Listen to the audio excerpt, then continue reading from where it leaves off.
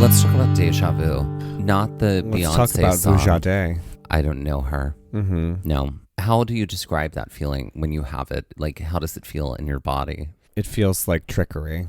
Oh. Yeah. Like I've been there before. Details. Like the glitch in the Matrix. I feel like it's like a feeling of like, not like the feeling when you throw up, which I did recently, which I don't recommend everybody, where you get wet mouth. But I mean, it's true. Don't give me that face. Wet mouth. Mouth sweats. It's sort of like that feeling, but without the mouth sweats, essentially. It kind of is like... Really? Yeah. That's how it feels for you? Mm-hmm. It's like I know something's coming. Oh. Like I feel like a Macbeth witch. Ah. Mm-hmm. Who's double, toiling and troubling. No, by the pricking of my thumb, something wicked this way comes. This way. This way. Yeah. Mm-hmm. Mm-hmm. Yeah. Okay. Interesting. I don't feel that way when I get deja vu. I don't get like... How do you feel? Well, it's definitely an uncertainty. I've heard people describe deja vu as like, oh, it's a sign that you're in the right place at the right time. And I do like that. The optimist in me likes to lean on to that, you know? I always feel like, oh, I'm back here again because I missed something the first time. Like somehow I've been brought back to the space. It feels like when you work really hard to get really far in a Mario, an old Mario level, and then you take the wrong pipe and it brings you back to the beginning. Mm-hmm. That's what deja vu feels like for me.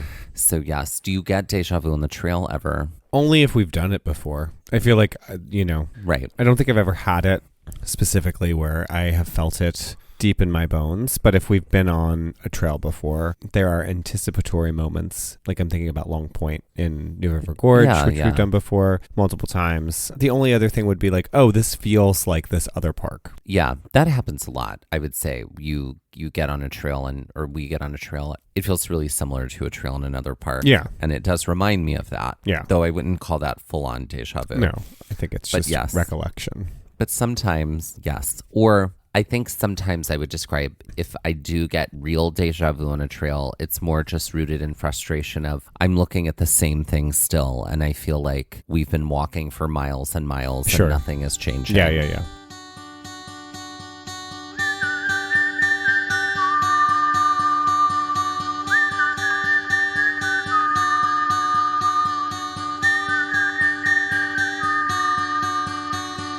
Looking for adventure, I want to follow on the trail, or get a little lost and let the wind fill my sails. Get up when the stars still fill the sky, don't wake the sun, there's so much to be done, and the day has just begun.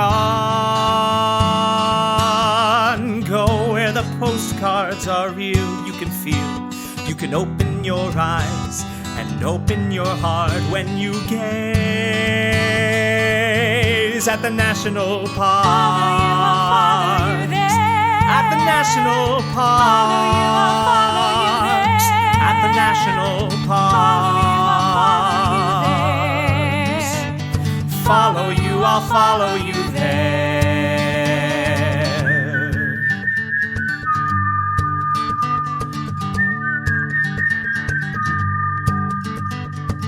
We would like to acknowledge that while visiting and hiking the land, also known as White Sands National Park, that we are on the traditional and stolen land of the Lipan Apache, Mescalero Apache, and Tempacho people. Okay, so this was our one and only day in White Sands National Park. You can hear our other episode on the other gypsum sand trails here in White Sands. That's right. This was a bigger trip that we did that included Guadalupe Mountains, Carlsbad Caverns, and Saguaro, which we did all in 1 week. So it is possible to do all 4 of these in 1 week. It's true. The day we visited White Sands National Park was the day we traveled from Carlsbad, New Mexico, the town, to Tucson, Arizona, to go to Saguaro National Park, but we did stop at White Sands along the way, and here we are, which is where these episodes are coming from. In our previous episode, we hiked the Playa Trail, the Interlude Boardwalk, and the Dune Life Nature Trail. We also explored the Visitor Center, and the Visitor Center is tiny and very doable and worth the trip.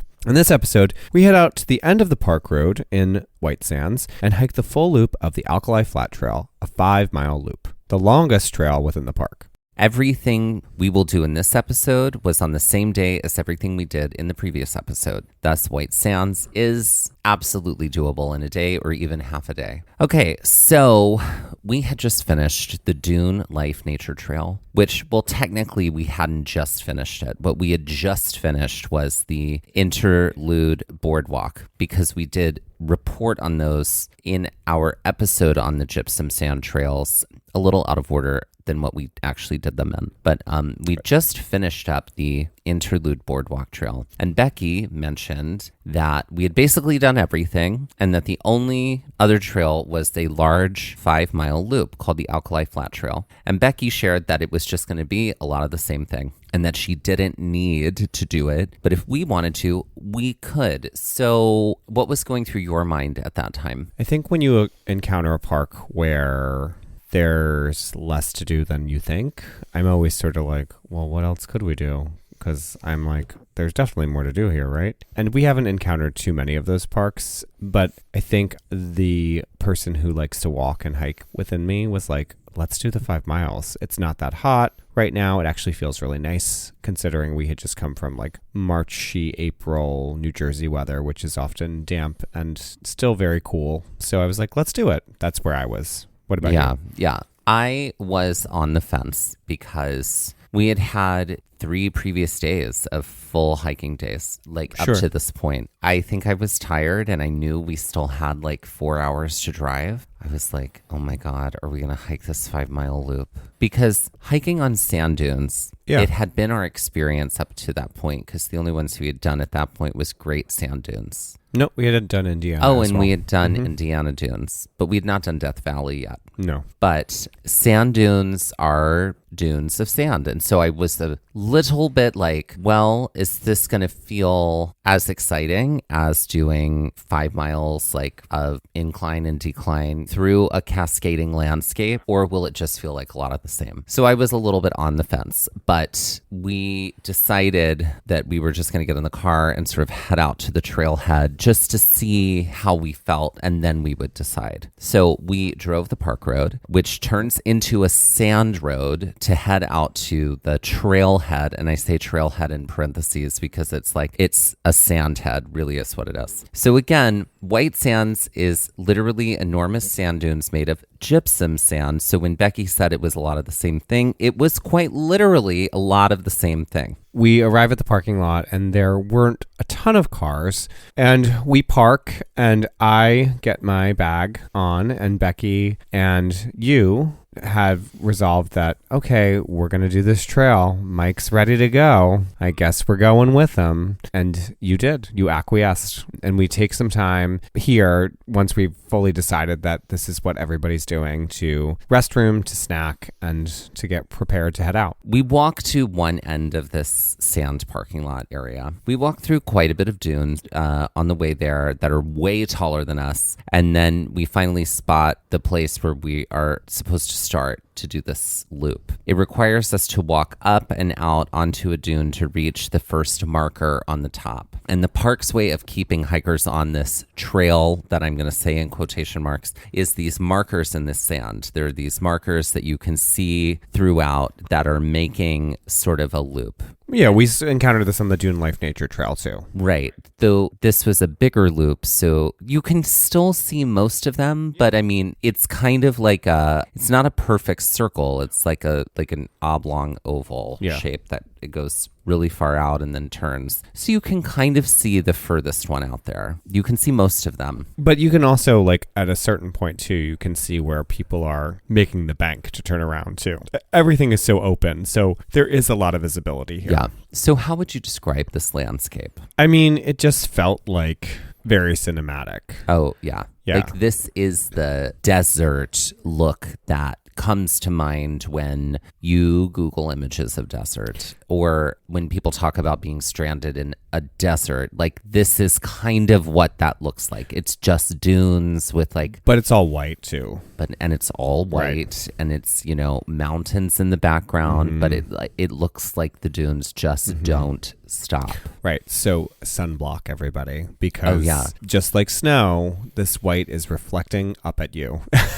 Yeah. I think one of the things we took away from our trip to Rainier with Becky was get in your nostrils too with that sunblock because that sun is shining up those nostrils. It is. Yeah. It's reflecting up. Yeah. Mm-hmm. It's really bright. Mm-hmm. So at first, the hike from the first point to the second point is not so bad. There are some gentle up and down hills that we have to take, but nothing that's too dramatic. And over to the left, we see a lone creosote bush surviving in the sand. And over to the right, we can see the markers on the other side of the loop. We make it to marker number 2 and then quickly make it to marker number 3. And we can see faintly across the dune field that there are other hikers on the other side. And other than these folks way over on the other side that are continuing the loop or finishing the loop. Exactly. Yeah. We have the dunes entirely to ourselves, and there's literally no one else here. We calculate how much further we need to go based off of where we're headed, and we think we spot the midway point up ahead.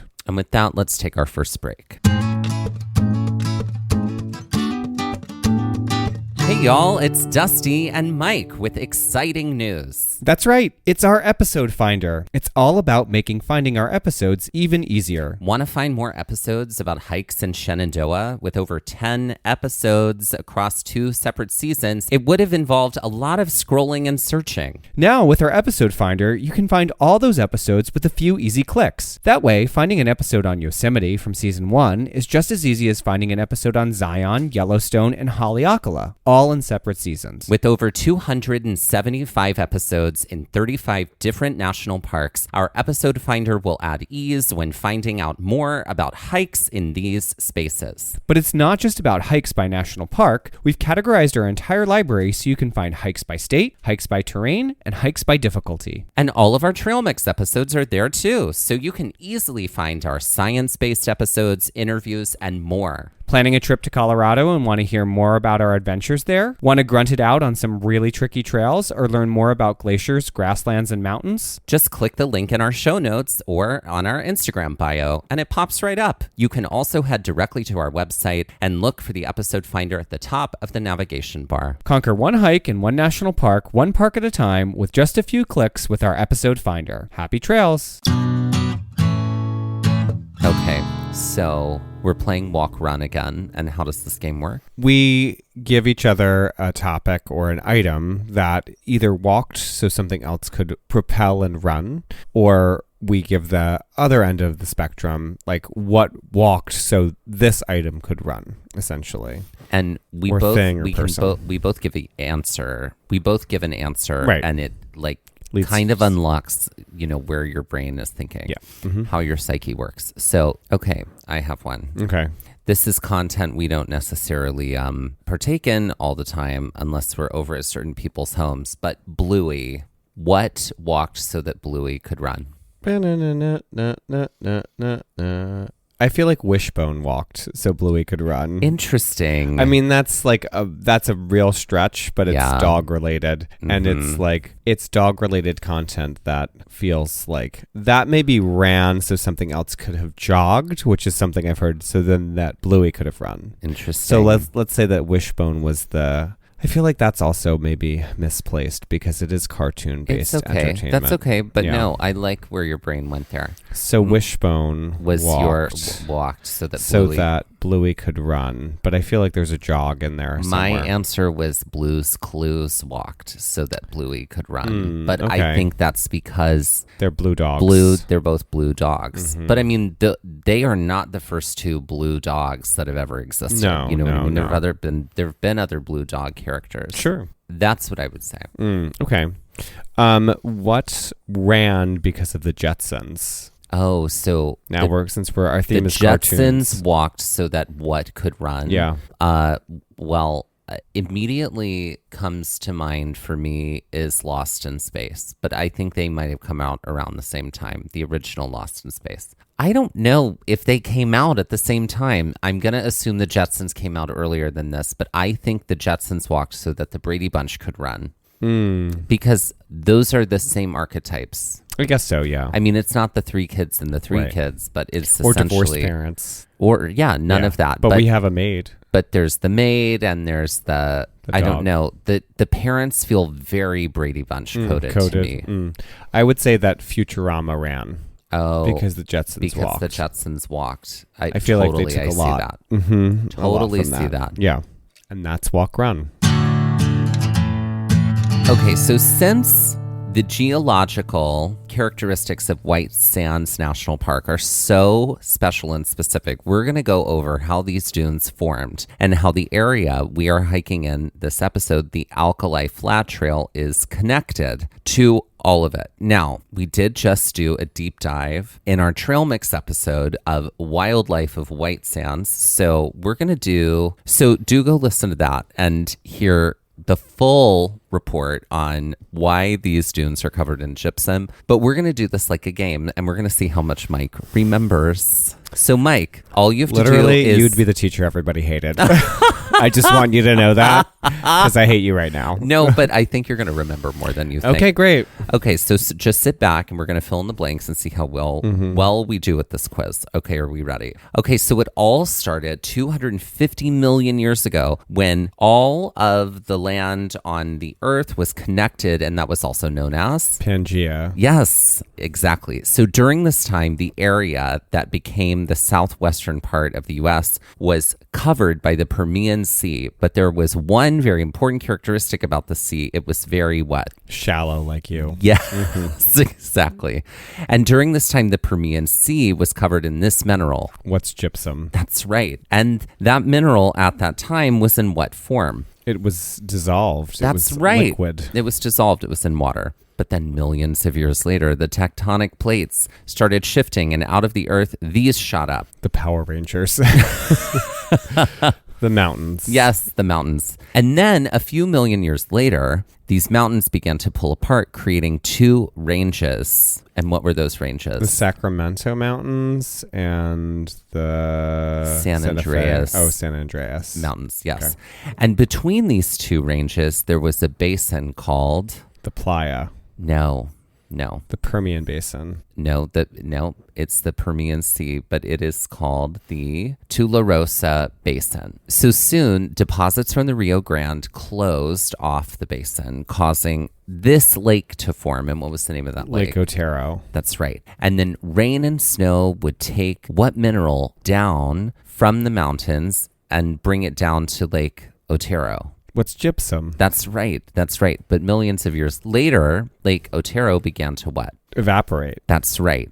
And it left behind the crystallized form of gypsum called... Gypsum. No, called selenite. Selenite. That's right. It also left a dry riverbed, and that dry riverbed was or a dry lake bed, and that's known as... Lake Lucero. No, that's known as playa. Oh, playa. Playa is like that dry bed, right?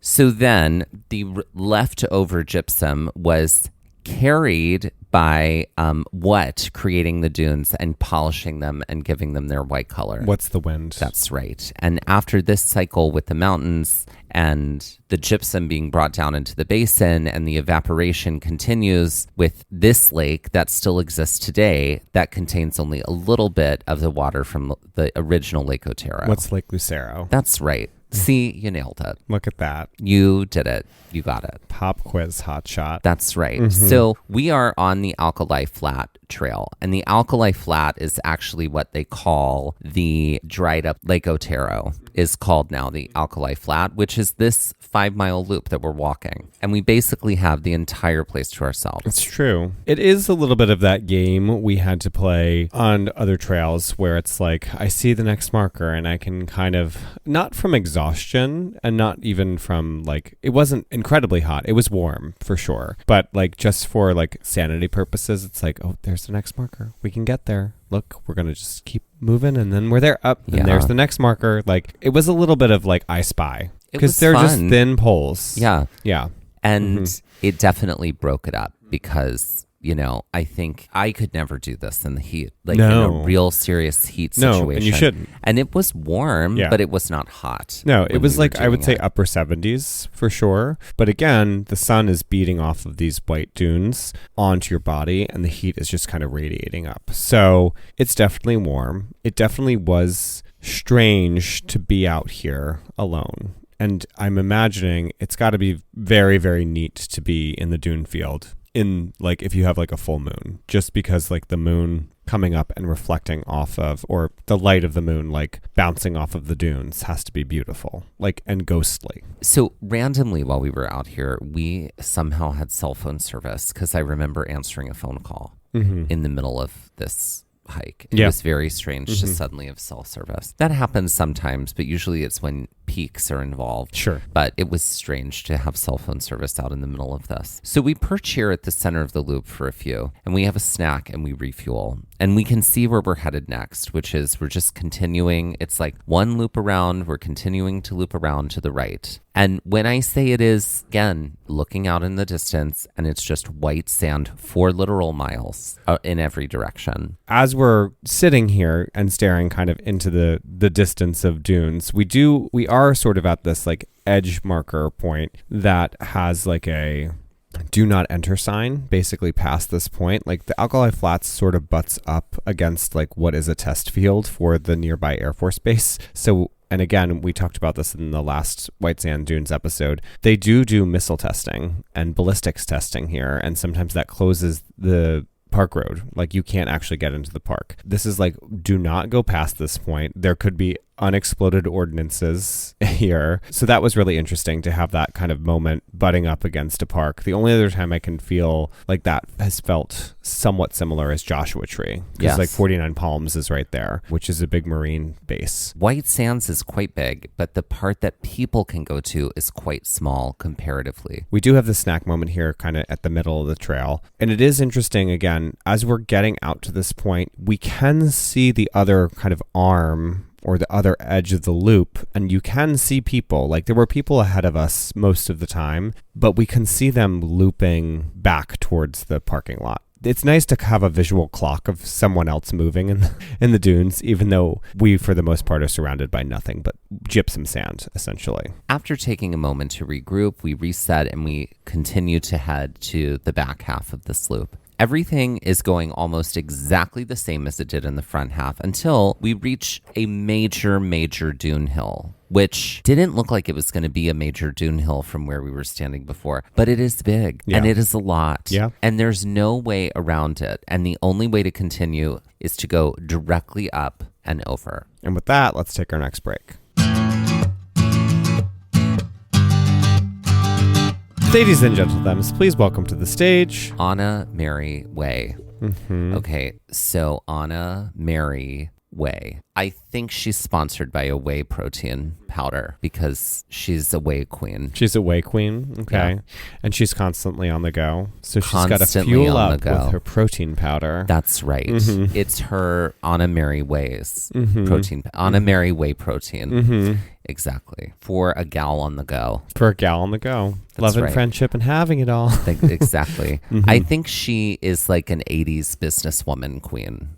Oh, okay. Or a she's little working girl. Or she's like an early 90s like fitness influencer queen. Or maybe Why can't she be both? She can be both. Or maybe she is an older drag queen, because I feel like now the generation of women who are entering their 70s are also now starting to get really, really protein conscious. And so they're eating a lot more protein now, I think, generally speaking. And so, or at least that's what they're telling them, like for their bone density. Sure. And they're also saying like, hey, it's good to go lift weights. Yeah. Now, at every age of your life, it's good to lift heavy things, and protein helps retain that muscle. It sure does. But this isn't an ad for protein.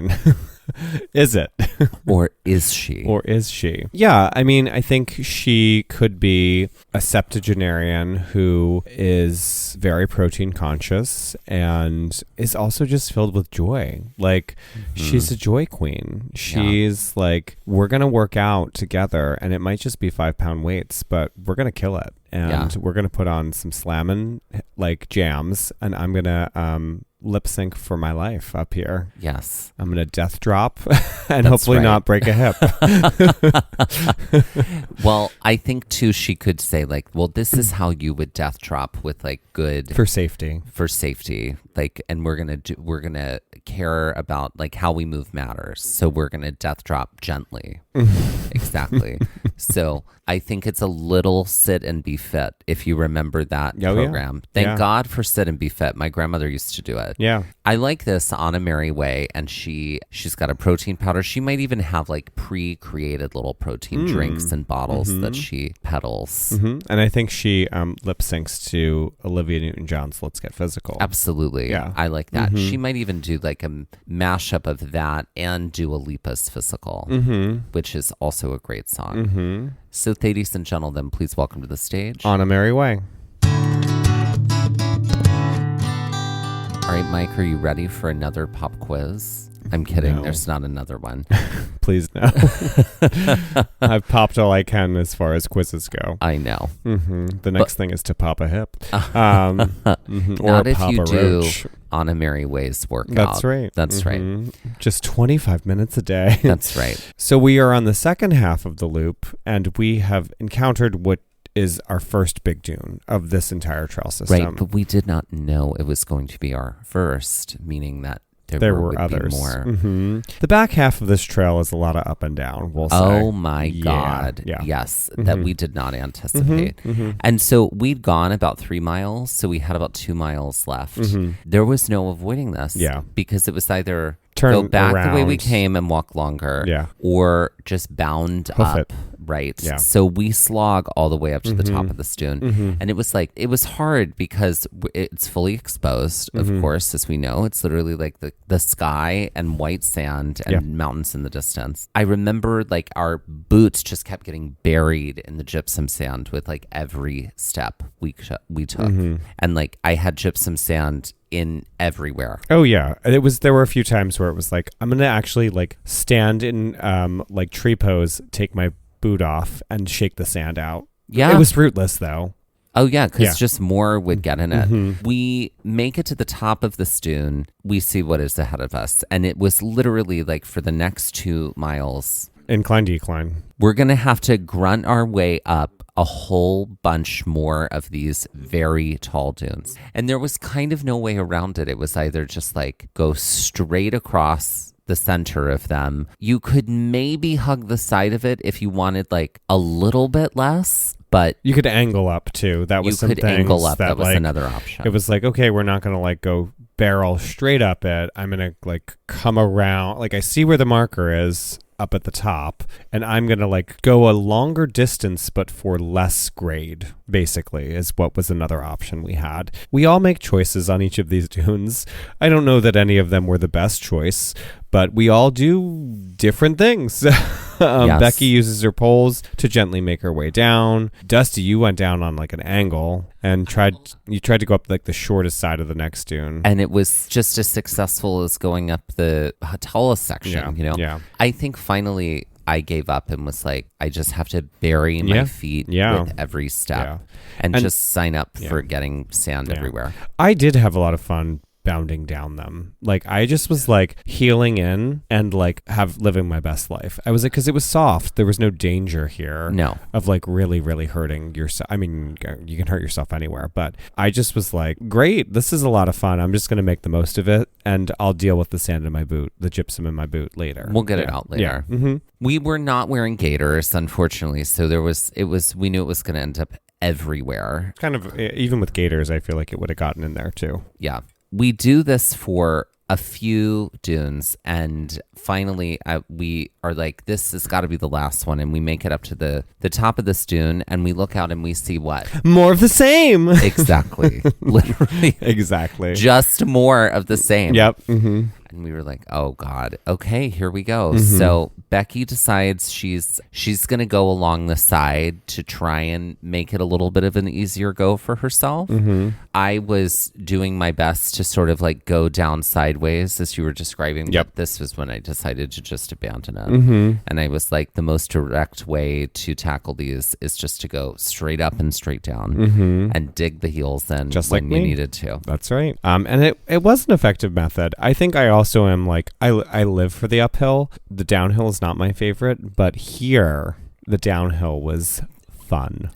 And I agree that The downhill was very fun here. And also, no lie, the uphill was fun too. I mean, Yeah. it was tough. Yeah, but it was tough. just like, it was twice as many steps going up. And it's just like, dig your heel in. And it's not like heavy. Nothing No. about it is heavy. No. It's just like, You you're just not sink in. getting very far with every step. Yeah. So we just all are kind of doing this at this point. We bound down the next hill with gigantic steps, sinking down in the sand with each step, and then bounding up the next hill with smaller steps. So it was this like repeated process of a slow up and then a very quick descent. And we really thought we were only going to have to do this a couple times. But we did this like 6 or 7 times. Thanks. The kids are howling everywhere with that. Yeah. Oh, you're welcome. You're welcome. I'm not a teacher, so I don't have to encounter it all the time. Yep. You're welcome. I would say even the smaller dune hills required us to do exactly the same thing, and it just led to us being exhausted because we had just done a full day of hiking in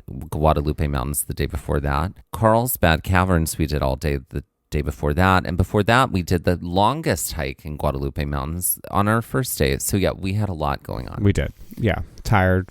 But the sun did feel, it was the warmest park we had been in on this trip. So Yes. I was like, well, up until Saguaro. Saguaro was also very warm. so we keep grunting up and bounding down, and this finally takes us to the final marker where things start to even out. As we're getting closer to the parking lot too, we can kind of see people that are further out on the sand in cars and like with tents. So this was very interesting. Like it felt like we had reached like caravan culture as we started to get back here. And Becky met us at the end, and she had her own tough time on the side that she was hiking. So we were never at a point where we couldn't see her, but we had definitely chosen some different routes as we were going on specific dunes. But we all end up kind of on this flat run of sand that leads us back to the parking lot. And from here, we threw off our gear dramatically and had some more snacks. And emptied our boots. And emptied our boots, which, God, they had way more sand in it than I ever thought they could contain. And then we settled in to drive to Saguaro National Park. We did.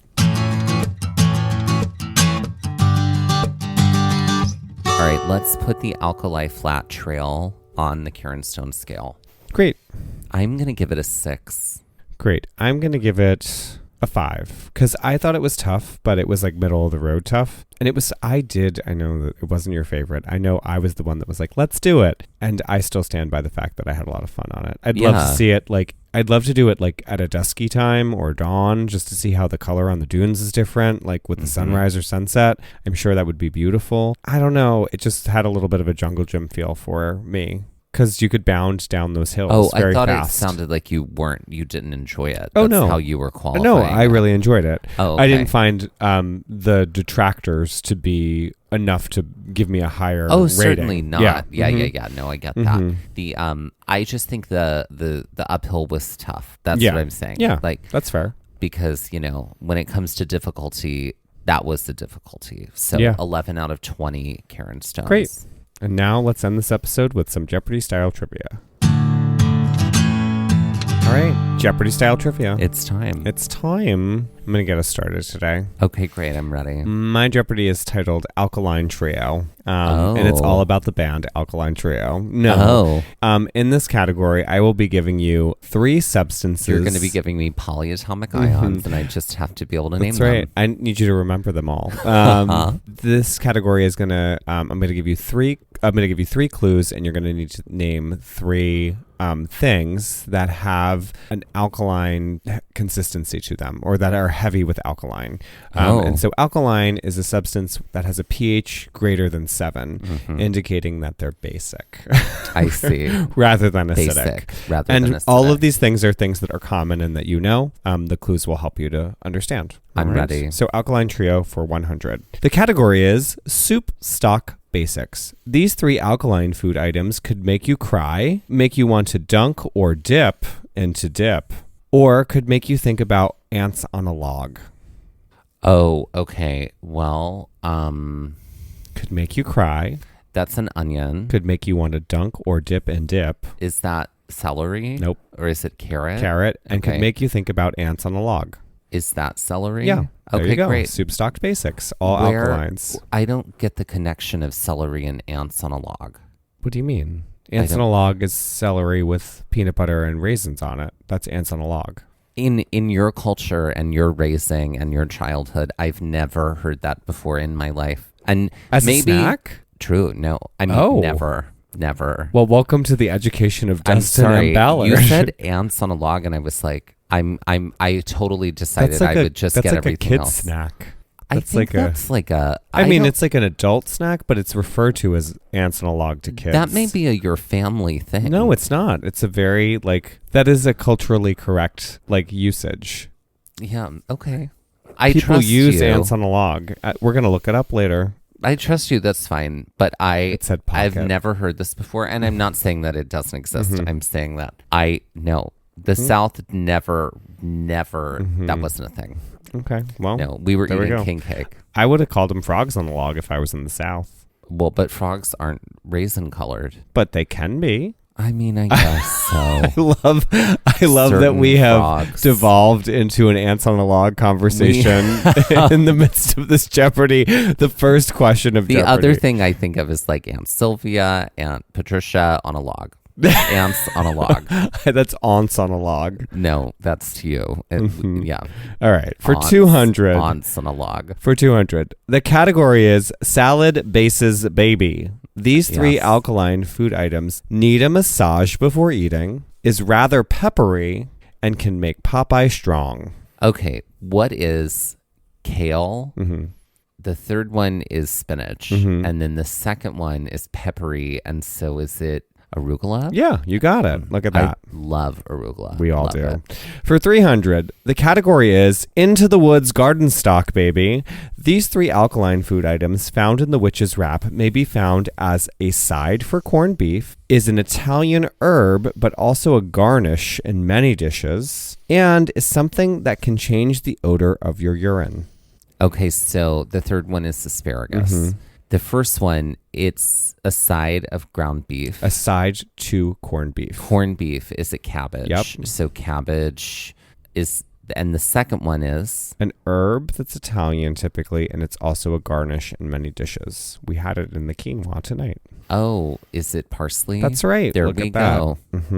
For 400, the category is protein-packed vegan items. These three alkaline food items include a spongy item that takes on the flavor of whatever it is cooked in, is an incredibly protein-packed grain, and is something that is found in a pod. Okay, is the first one, which is The spongy item that takes on the flavor of whatever it's cooked in. tofu. Yep. And then the second one An incredibly protein-packed grain. is that quinoa. Yep. Okay, and then the third one Is is something found in a pod. edamame. No. No, it's but Be it less is found in a specific. pod. Yeah. Peas. Yeah. Okay, great. Great. All right. And for 500, the category is baking. These three alkaline food items are in an item that may come in an oil form, but is often shaved for baking, could act as a non-dairy fill-in for milk, and may help you to make pie with strawberries.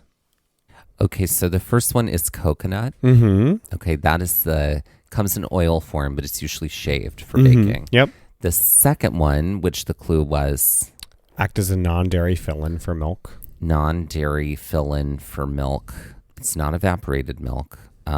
Think about a non-dairy milk. Soy milk, there's oat milk, there's almond milk. There you go. There we go. Okay, great. And then the third one, May help you make a pie with strawberries. is that evaporated milk? No. Custard? No, it's an actual ground. I believe it's a ground vegetable. Oh, rhubarb? Yeah, there you go. Okay, there we go. Mm-hmm. Great. Is that evaporated milk? And that's Alkaline Trio. I liked that. That was Mm-hmm. really fun. My science nerd interests are tapped. Peaked. With the QUED. That's right. So what's your Jeopardy? My Jeopardy is called Gypsy Sand Dunes. Since Sand Dunes. gypsum sounds so familiar, sounds very much like the word gypsy. These are all things in pop culture that contain the word gypsy or are about something like that. So in the iconic musical Gypsy, the central character of Mama Rose will do anything for her two daughters, June and Louise, in order to make them stars in show business. Mama Rose has iconically been played by many actresses. Name three of them. Audra McDonald. Correct. Bernadette Most recent. Peters. Yes. And Oh my God, her name just went right at Patti LuPone. There you go. Yeah. There you go. Her ghost haunted you, so you would never forget. Mhm. That is correct. Other actresses that have played her include Tyne Daly, Rosalind Russell, and Bette Midler. Oh. Bette Midler did it in the made-for-TV film from the 90s, which, straight up, great movie. Great movie. For 200, at the end of Act 2 of Gypsy, the musical, the character of Louise goes by this stage name, partially giving the musical its title. What's Gypsy Rose? There's more to that name. Who's Gypsy Rose Blanchard? No. No. That's someone else. This is Gypsy Rosalie. Gypsy Rose Lee. Yes. Okay. No points. Okay. Okay, for 300. Not even like 2/3 of a point? Nope. The book for the musical, Gypsy, was written by Arthur Lawrence. The music by Julie Stein, and the lyrics by this world-class, world-famous musical theater composer who iconically was never credited again just for lyrics on any other project. Who is Stephen Archibald Sondheim? There you go. Exactly. Because his initials spell South. For 400. The song Gypsy by Lady Gaga appears on this, her 4th studio album, one that arguably flopped on the charts, but many people seek justice for. What is Born This Way? Oh, no, incorrect. And that did not flop. Okay. Born This Way was her what is Joanne? 3rd studio album. Ooh, no. Joanne was her 5th studio album. Okay. So we are going with It's the Fame Monster, followed by Born This Way, then this album, then Joanne, then Chromatica, then Mayhem. File footage not found. Oh my God. Take the card. Okay. What is art pop? Oh, art pop. That one. It had, justice for art pop is what they say. Anyway. Okay. And for 500, Gypsy Rose Blanchard was the center of fame and controversy for ending her mother's life after a lifetime of torture at the hands of her mother. The subject of both documentary film and episodic scripted television, Dee Dee Blanchard famously suffered from this disorder, causing her to keep her daughter intentionally ill and frail so that she could care for her and in turn receive and gain love, adoration, and attention from others. What is Munchausen's by proxy? That is correct. Munchausen by proxy. That was what her mother famously suffered from. Of course she did.